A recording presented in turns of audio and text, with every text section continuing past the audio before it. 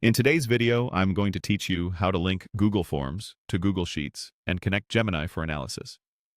We're going to take a Google form you already have, link it to a Google Sheet so every response lands in a tidy table, and then connect that sheet to Gemini or a compatible tool for analysis, CRM, or reporting.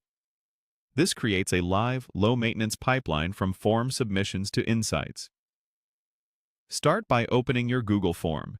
Make sure you're looking at the correct form, especially if you manage several, because the link you create is unique to this specific form.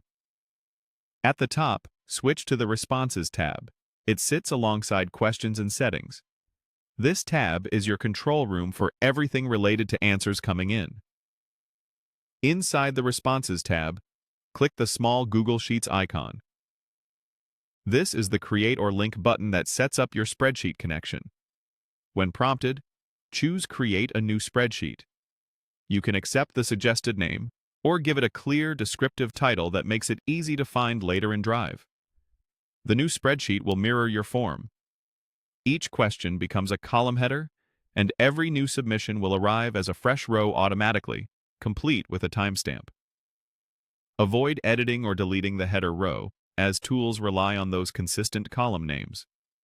Once it's created, open the linked Google Sheet.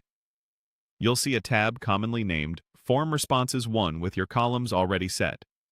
You can add formulas, filters, or additional tabs for summaries, but keep the main Responses tab structure intact for the smoothest integrations. If you want to rename the spreadsheet for clarity, that's fine. The link between the form and the sheet remains intact. Now it's time to connect Gemini or any compatible tool to the Google Sheet. In your chosen tool, use the option to import or connect to Google Sheets. You can typically pick the file from your drive or paste the sheet's URL. Make sure your account has permission to access the sheet.